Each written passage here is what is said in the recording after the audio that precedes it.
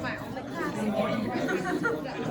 It's good to hear your voices rumbling today, because one day, nothing. All right, it was so quiet in here. That's good, I like it. Housekeeping, we're gonna have a quiz next Wednesday, or test next Wednesday, right? And it's gonna be chapters 9 through 11. There are actually probably a little 12 on there, because I'm gonna get there. And that's an organic chapter, just to let you know that. That's all right, we'll just make those adjustments. I'll let you know where the material will stop at. I didn't think I could finish by Friday, but I'm going to. So that's why the quiz or test is next Wednesday. But anyway, that's a good thing, because I heard a whole bunch of tests for this week. Is that true? Yeah, so it'd be nice to have those spread out. Lab this week.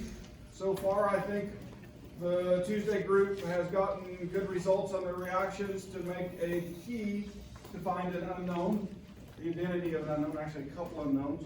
So I think that's been working. And so we have that to look forward to for a few of you tomorrow morning.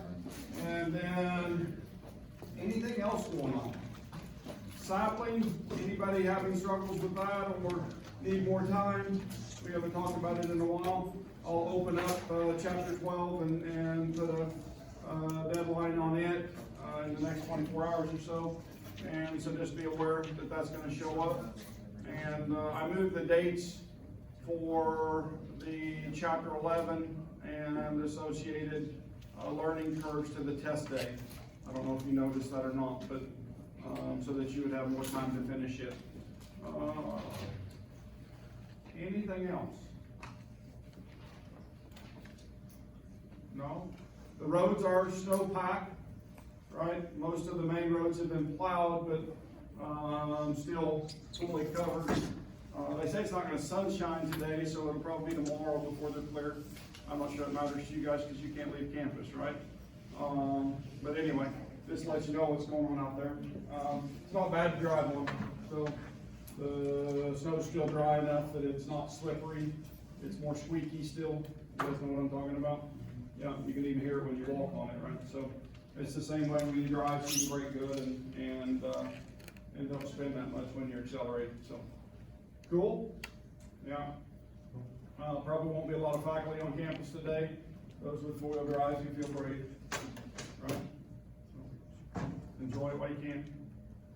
All right, I tried to learn Teams a little better yesterday just in case we go online. So fair warning that we'll probably hold class if I do get trapped at home, but it'll probably only be on more than 12-inch snow or ice, right? Or COVID. That nasty COVID thing. So anyway, so I'm practicing with that, just to let you know. I don't think I have anything else. You guys have anything for me? Questions? No? There won't be a live quiz for next week. Okay, so no live video, no live quiz, get a week off from that. Cool?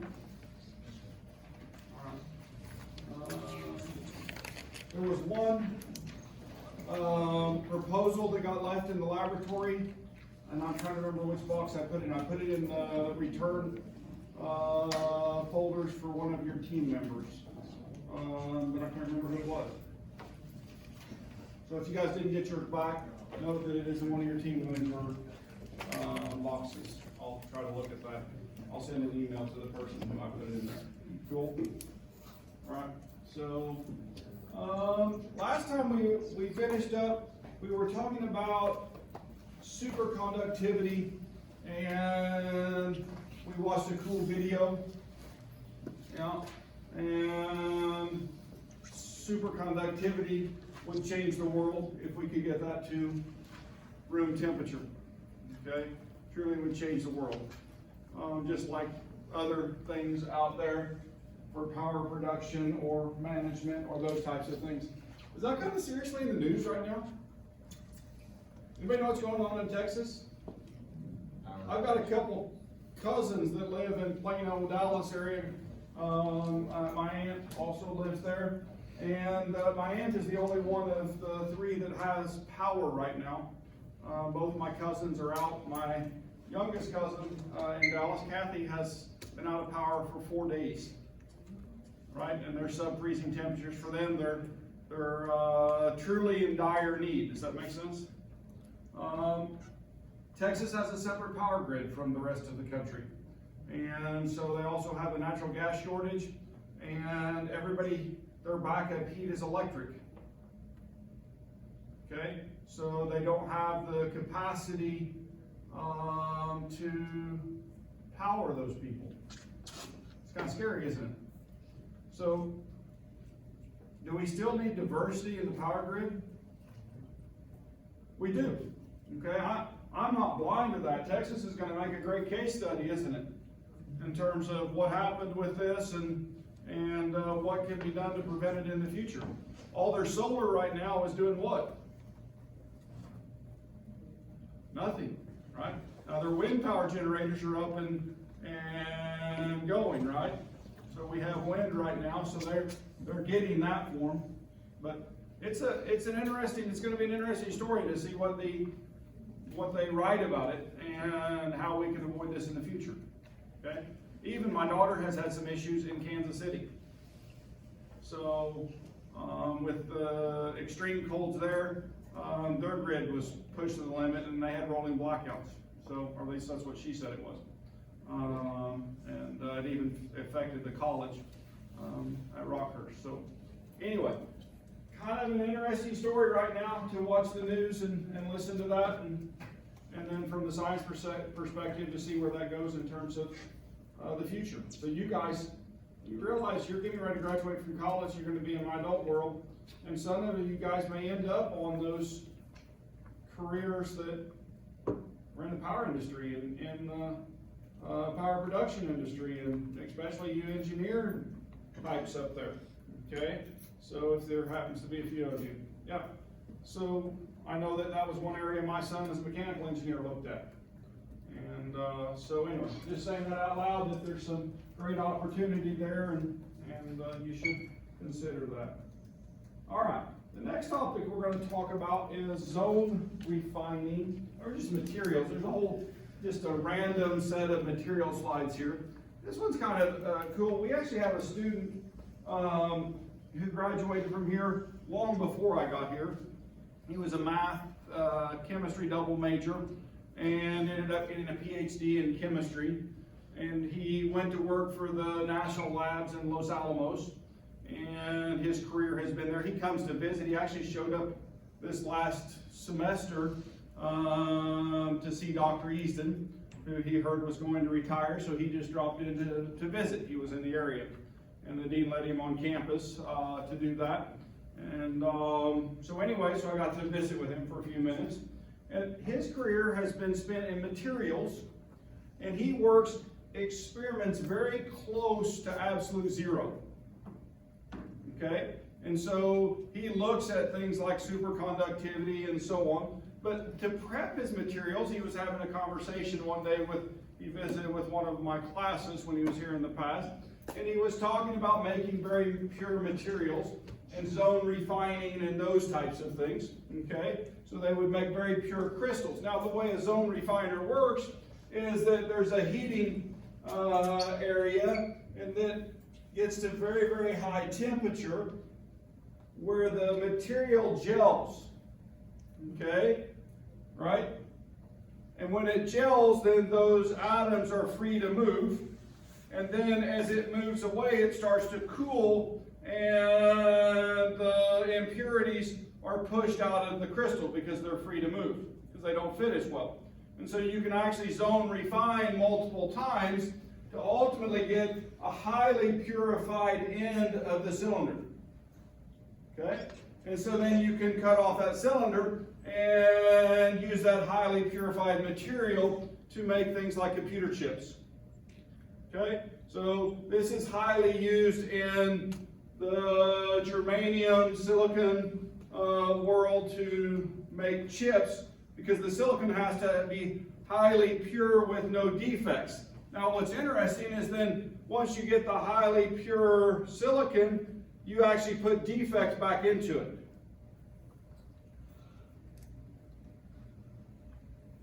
Does that make sense? it actually does when you start looking at how it works. Okay? And so if you go to our periodic table up here, and let's talk about a couple of elements. All right, let's talk about valence shell electrons first. Okay? And if I'm looking at silicon and germanium, how many valence shell electrons? 4, and so they form nice network solids. They match up with things around them, right, in a fashion that the electron shells are full. Okay? But if I put in boron, for example, how many valence shell electrons in boron? 3. So if I take boron and I replace a silicon in a pure silicon chip, then I form what's called a hole. There's a missing electron. Okay, you guys get that concept? So it only provides 3, silicon would provide 4, and so I make a hole. If I go on the other side of this and put phosphorus or arsenic into that crystal, then how many valence shell electrons there? I have 5, so I have an extra electron. You guys with me? And so when we do that, then we form 2 different types of crystals. This is the perfect crystal. You guys see that? And you see the network with the full of electrons. If you use the arsenic, then we see that there's an extra electron that has to reside with each of those, right? And so they call that the negative type because there's an available electron for conduction. Okay? Just like in metals. When we have pure metals, they have conduction electrons that are available. But the p-type, the one that's missing an electron, okay? The one that's missing an electron, it has a hole, and so you can't flow electricity across it, right? But now what we do is we take those and we combine them, right? And we make what's called a p-n junction. And so computer chips are based on this concept. Now they have many of these junctions, right? And the engineering in them is more complex than what I'm going to describe. But this is the basic fundamental science of how they work. Does that make sense? All right, so if I'm looking at this, then I have a p-n junction. And if I put positive charge on the side of the holes and a negative charge on the opposite side, then what happens is the excess electrons from the positive can move across onto the negative. They fill the holes and they allow electrons then to pass through that. Right? If I flip the voltage, then voltage can't travel that way because it pulls those extra electrons back away from the junction, and so it's a one-way valve. Okay? And so when it's flowing one direction, it's a 1. When it's not, it's a 0.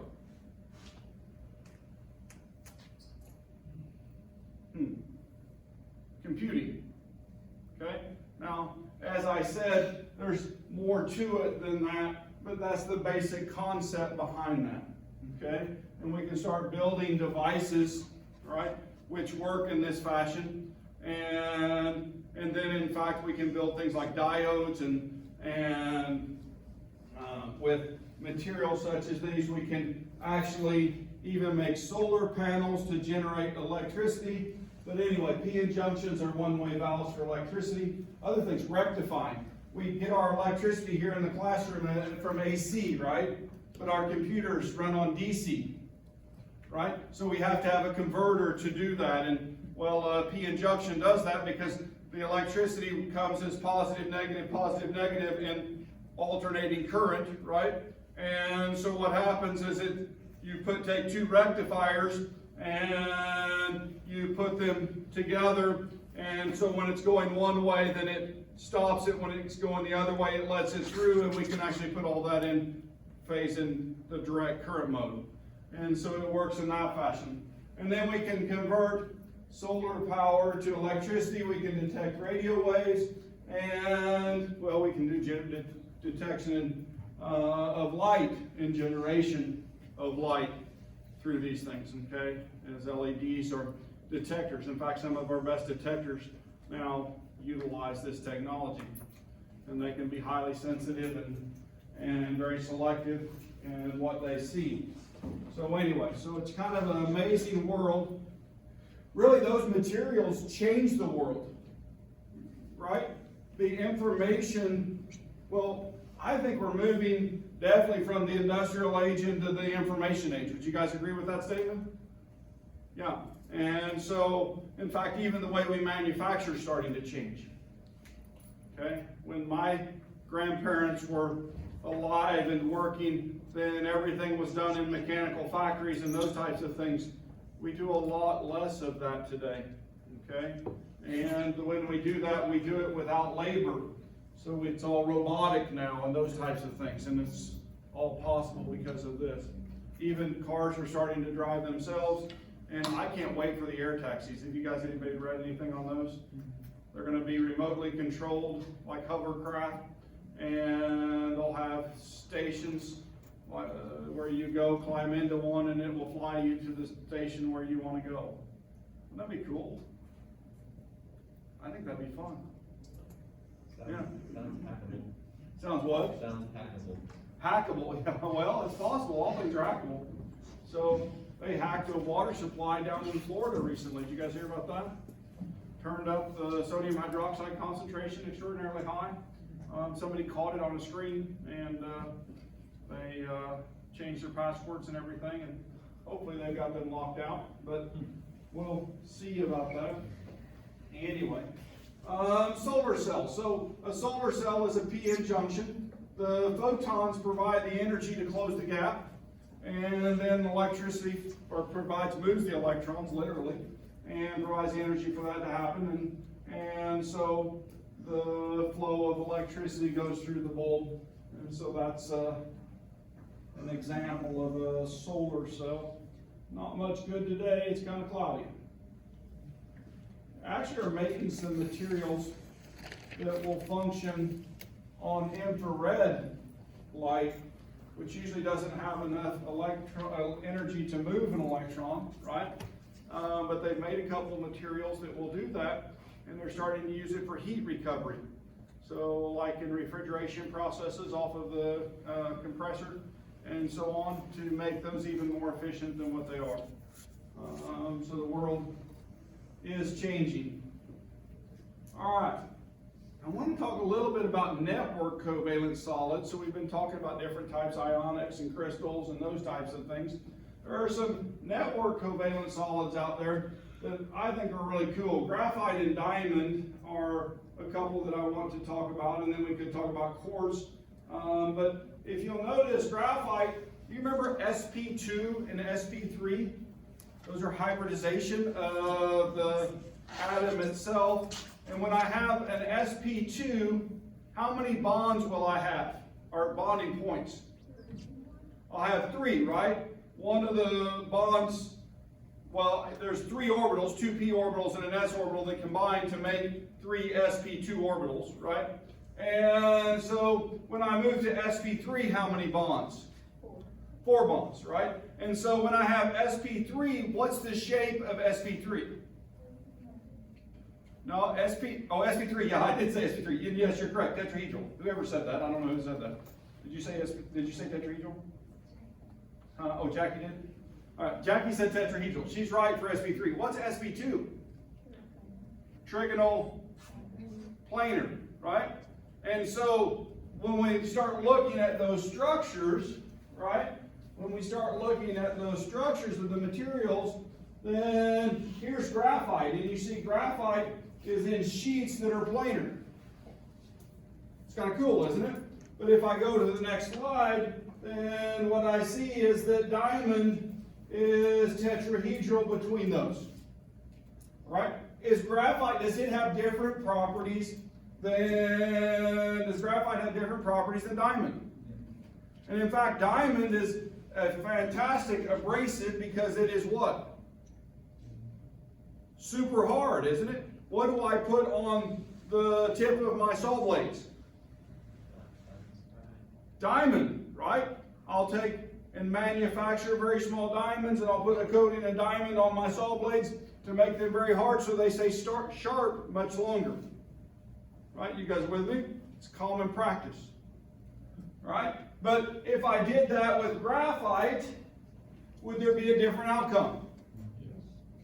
What would be the outcome of the graphite? Very cheap stuff. It's soft and brittle, but we use it as what? A lubricant. Now, do you guys want a life hack right now? This is a chemistry life hack, okay? WD-40 is a wonderful thing, right? I use WD-40 all the time to loosen bolts and make things quit squeaking, and yeah, and 3-in-1 oil and heavier grades of liquid oil to do things, okay? But there's one place you should never put liquid oil, and that's in locks. Okay? If you put liquid oil on something, then that attracts dust. And when dust arrives and gets in a lock, it gums it up, and then you can't turn the lock anymore. Okay? What should you use to lubricate your locks? Graphite. They make powdered graphite, which has these layers which work great for locks. Okay? So there's a little life hack for you. And I like the stuff with a little bit of molybdenum in it, okay? It makes it a little slipperier, right? Now, this is the same life hack works for, how many people are going to have children in here? Boys, and they're going to do Boy Scouts? All right, there's a Pinewood Derby, okay? And if you want to have a car that is competitive, if you don't get some graphite, then you won't have a chance, okay? True. All right. You can manually polish your own axles. In fact, they make cheater axles, they're nails, right? That they actually have put coatings on. Don't use those. Be competitive with the other people. You guys with me? All right. Use what's supplied with the kit, and you can still win. We never took first, but we took second a number of times. Okay. Probably poor waiting. I don't know. But yeah, it's fun. So, graphite, cool? Yeah, graphite. We can start talking about distances. These are between the sheets, 335 picometers, between the atoms, 141 picometers. So, yeah, so there's spacing there that's seen. Now, the diamond, does it have any real good purposes other than abrasive? And what is that? Have you ever heard of Minecraft? I was expecting an engagement ring. But yes, I have played Minecraft. I have a couple of sons who were avid Minecrafters. I thought it was really cool for the first 3 days, and then I pretty much was up. They keep modernizing that, is that the case? And adding. They won't let it die. They won't let it die. Yeah. So wait a minute. Other materials. You guys know the difference between cement and concrete? No? So cement is a material, right? It's made by a kiln. They take rock, calcium carbonate, and they grind it up very fine. And some aluminum oxide and some other aluminum silicate materials, and they mix those up. When you add water, it puts it back together in solid form. Okay? Crystallizes as a solid. Now, concrete is cement with an aggregate added to it. Okay? And you can use a number of different things in that, right? From gravel, sand, all right? You also use water, but you put that in there and the cement then hardens around that and it makes a structure. Even, I talk about the Pinsmore mansion just north of Springfield. Has anybody noticed that on the east side of 65 Highway? It's a giant structure. And it's actually using technology where they put a fiber in the cement. okay? And so it makes it tornado and hurricane proof, right? Yeah, it's like a fortress. And then they also put plumbing in the walls, and so in terms of heating, they use geothermal to keep the outside of the structure one temperature. And so then it makes it much more efficient. And the gentleman who's designed that actually has come to campus before, but he is wanting to make public buildings and those types of things out of that material. Now, an interesting story with that is the concrete company that he hired to do that shorted his fiber that he was putting in there and didn't put up to standard, and so there's a huge lawsuit going with that right now. And so the structure itself is substandard based on the specifications that it was designed by. I wonder if a wall cracked and it wasn't supposed to, and that's how they knew that. Does that make sense? Yeah. So that would be my guess. But I don't know that. I'm speculating. Can I speculate there? Yeah. So cement, ceramics. That's another material. We actually have a pottery program available in our art department, and I fish regularly with the professor that teaches that course, and so are those courses. And we have a number of kilns available. We even have some wood fire kilns, which makes some very unique, cool ceramics. Is that the way to say that? I don't know. Beautiful. So anyway, but plastic materials created from clays and other natural earths, we harden them in a very high temperature environment. Does it matter what the temperature is of the kiln to make different hardnesses, and can different clays also react differently in the kiln? Yeah. And so it's much more complex, much more like science than what most people realize. Okay? And then in fact, glazes. Where does the color from the glaze come from? Different chemicals. Different elements, right? And so elements, one of my favorites is there's an orange glaze that was used on Fiesta ware. You guys know Fiesta ware? Anybody know what I'm talking about? It's a particular type of dinner plate and so on, and it's been around forever. It was pre-World War II. They had this beautiful orange color. Does anybody know the metal that was used to make that orange? Yeah? Was it lead? Nope. White was common with lead. Okay? And so that's no longer used in tableware, right? No, this is no longer used in tableware either. The material, instead of being used in the glaze, was picked up by the Manhattan Project, and it was uranium.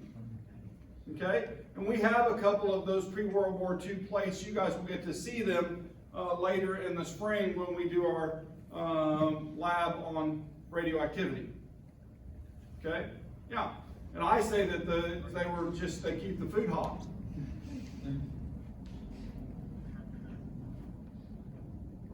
Oh, come on, that was a little bit. So you'll hear that joke again because I'll have to do it, for the pre-lab lecture, and at least 2 or 3 other times during the class. So, what about glass? Is glass a unique material? Yeah, back when we had VCRs, I don't have it on other media format. I'm going to make a copy of it, I think, electronic, and show it.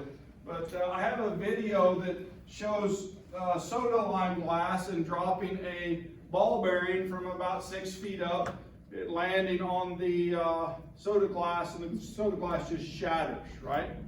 Because it's very brittle. But if I change the chemistry, now soda glass has sodium in it. If I change the chemistry and I replace the sodium with potassium, and I do the same experiment, and I drop that iron ball, and it hits the glass, it bounces. Because the glass becomes much stronger with the sodium being replaced by potassium. So there's even material science going on in things like glass, right? Cool? Yeah. So like, does it get stronger as it goes like down? I don't know if it would change with rubidium. I don't know the answer to that. I just know the relationship between the sodium and the potassium, okay? And so the soda glass is the normal glass that we have in our daily lives, and then the potassium glass is the shatterproof glass. And so they use that in special applications. Anyway, some cool materials. Other things, glass.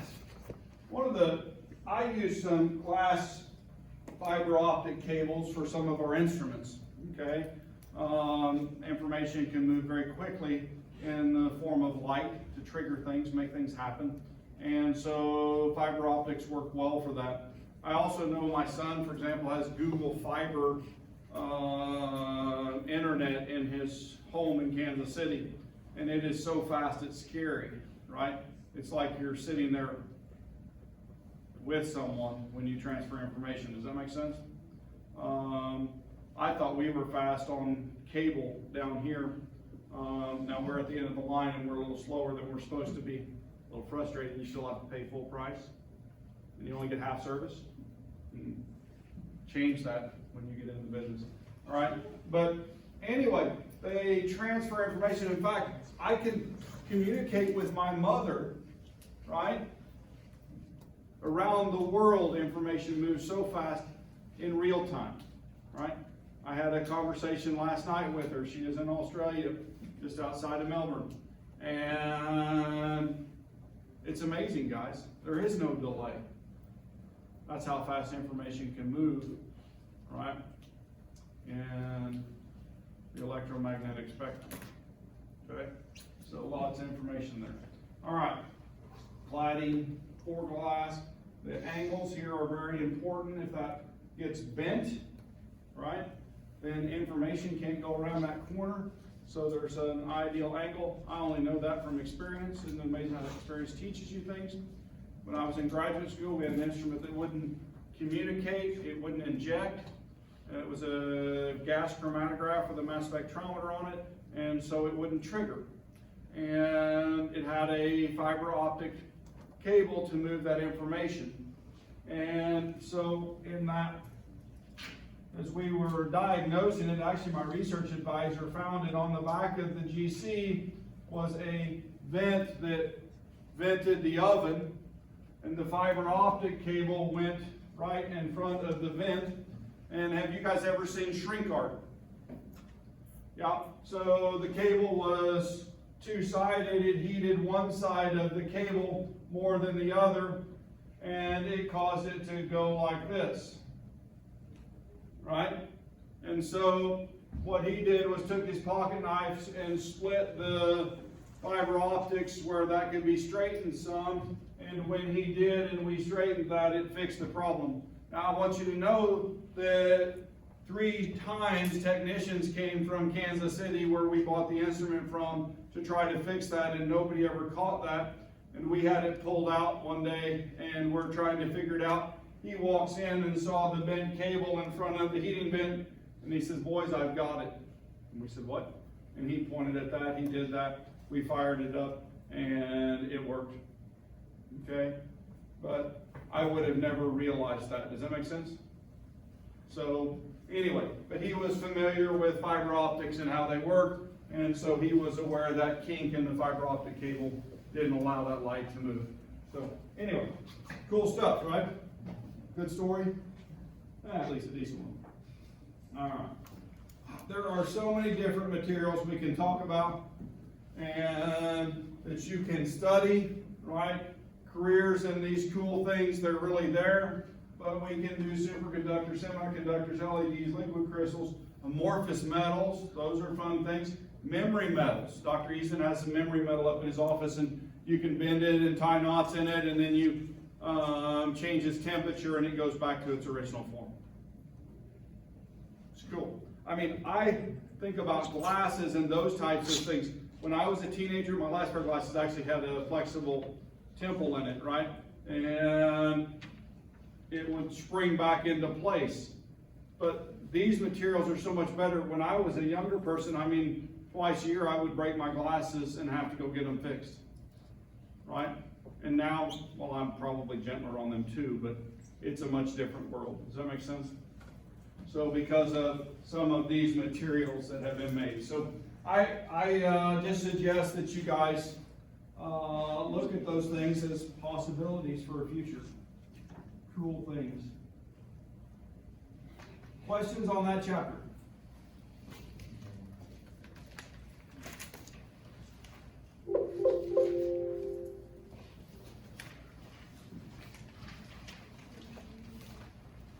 Changing gears. Wow. Let me drink coffee. What's up, Jeff?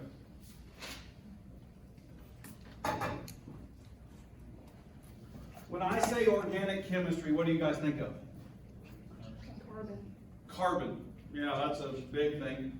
Do you think of gasoline and diesel fuel and those types of things? Or do you think more of molecules like acetaminophen and drugs and those types of things? It's really both. You guys realize that the source for many of our compounds that we use are hydrocarbons from oil. It's an interesting concept, isn't it? So this chapter is about fuels and organic chemicals. And we've talked about this, burning the fossil fuels and the CO2 things and all of that. Now, I have a question. Is this winter proof that global warming is not happening? Proof is not life-threatening within like a year or so. That's about it. I think it's much longer term than that. I really wouldn't have, it's not a dire emergency that's going to happen today. It's going to be over time. But does a temperature of 1 week indicate changes that are more on a global scale in a localized area? No. Okay? Because you'll hear that stated sometimes. You'll see it on the old internet, right? And obviously global warming is not true because look at the temperatures right now. Okay? Climate change doesn't mean there can't be a cold period. Okay? The last one of these cold periods we were talking about in class with my environmental students, and I talked a little bit about it yesterday in lab, was December in 1989. All right? I was about your age. Okay? And that December, there was not a day above freezing, the high, for a whole month. Right? And in fact, the only reason I remember it was 1989 because on the news they also said that the record low temperature was set during that month, and it was negative 15 degrees in Springfield, Missouri. Isn't that crazy? I was talking about it from the perspective I was farming, and we had Bramer cross cattle, and we ended up with a whole bunch of nub-eared cattle because their ears froze. Frostbite. Many of them lost tails too. I remember one calf on that cold day, we were calving that December. Right? We like to calve in the wintertime, at least on some of our cattle. And there was a calf that was born that we couldn't save. Literally, it hit the ground, we put it in the truck, and its ears and tail were already frozen. And we took it to the shed and put it in there to keep it warm, and it did not make it. Okay? That's how cold it was. But the climate trend is warmer. That 1 month of cold was an Arctic vortex just like we had last week. Okay? That's when I first learned about Arctic vortexes, right? Because it was on the news, and it was an amazing thing. And if you listen to the TV news, we were all going to what? It's going to be life-threatening. We're going to die if you go outside. Did anybody die here on campus this last week? No close. We had a concussion. All right? Or two. Right? We had a couple broken bones. Yeah. But we can usually survive those things. We're pretty tough, right? Find a way. All right. Well, the reason we find a way is because we have fuels. What do we do with fuel? We burn it and we heat our buildings, we heat our cars, we heat everything, right? We're even heating the globe up a little bit. Alright, so anyway. Plastics, pharmaceuticals, paints and dyes, synthetic fabrics, plastics, synthetic rubbers, those all come from those hydrocarbons we pull up out of the ground. We can actually even take coal and we can make a syngas. We can use that syngas then to produce materials in the same fashion. We can do it from oil, right? Crude oil. We can distill that, make it pure. We can still off the fractions that we want to do chemistry with to turn into something else. And then we burn the rest of it. Okay? So these materials are done through chemistry, 3% converted to consumer goods. What happens if we run out of fossil fuels? Would plastics be possible? Paints and dyes would be more difficult to make? Well, wait a minute. If we have a green source for our carbon, could we do it that way? Renewable? Oh, wouldn't that be nice? We could do that. We have the ability to do that, right? And in fact, in some places, we're choosing to do that more and more and more, right? So anyway, petroleum is a complex mixture of hydrocarbons, alkanes. What type of bonding is in an alkane? All single bonds. Alkenes, what do we have to have at least one of in an alkene? A double bond, that's what I'm looking for, yeah. And if we have a cycloalkane, what does that mean? Cyclo, it's in a ring, right? And so we have a ring structure in that. And if it's an alkane, then it's all single bonds. We can have aromatics, right? I've talked about an aromatic before. What's our popular aromatic for general chemistry? Benzene. Benzene, right? And so that's how many, it's a ring. How many members are in that ring? 6 carbons, okay? So I'm saying this is a verbal conversation, but in reality there's a structure to that, isn't there? And so we generally would draw the 6-member ring. If I don't have any double bonds, then it would be a cycloalkane, right?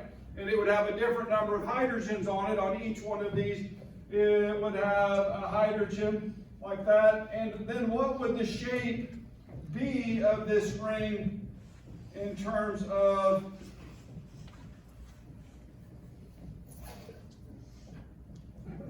each of the carbons? If I'm looking at this carbon right here, how many bonds on that carbon? It's 4. And so when I have 4 bonds, it's sp3, right? And when it's sp3, then what's its shape? Tetrahedral. So that means that this is bent. You guys with me? But if I go to a benzene ring,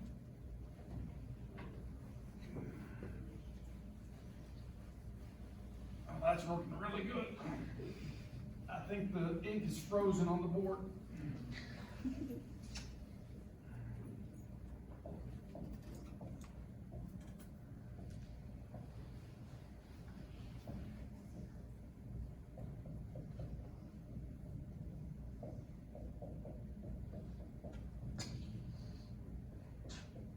So these are sp3, right? What are these carbons with a double bond? So there's a carbon there, there's a single bonded hydrogen, there's a double bond, and a single bond. sp2, okay? So those are sp2. So that means what is their shape? It's trigonal planar. So if I'm looking at this molecule, it's flat, right? Where this one actually has a couple different conformations, and you guys will learn those. There's a chair and a boat conformation. Okay? There's only one structural shape for this molecule. It's kind of cool, isn't it? Yeah. And Dr. Easton will teach you about that when you get to, not Dr. Easton, now Dr. Long will teach you about that in organic chemistry. Cool? You're so excited to learn. I can tell. All right. Is crude oil exactly the same from every single source? No, it's a mixture, isn't it?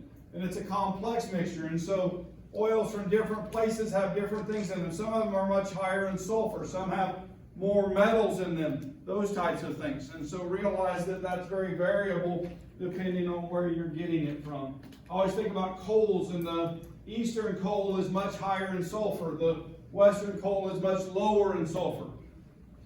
Okay? Yeah. All right. Petroleum processing. Distillation. So we're going to talk about some of these things. So crude oil is not ready to use. Okay? Might be black gold, right? But that gold has to be processed to be usable. Okay? And so we refine that, and we begin the refining process with distillation. Okay?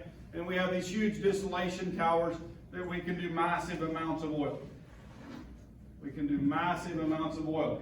And so then the fractions that we do that in, well, we may need one fraction more than others. I'm going to go to that here in a second. And so what we can do is we can change a large chain fraction to a smaller chain fraction by cracking. Okay? Catalytic cracking. And chemical reaction to break large chains into small chains.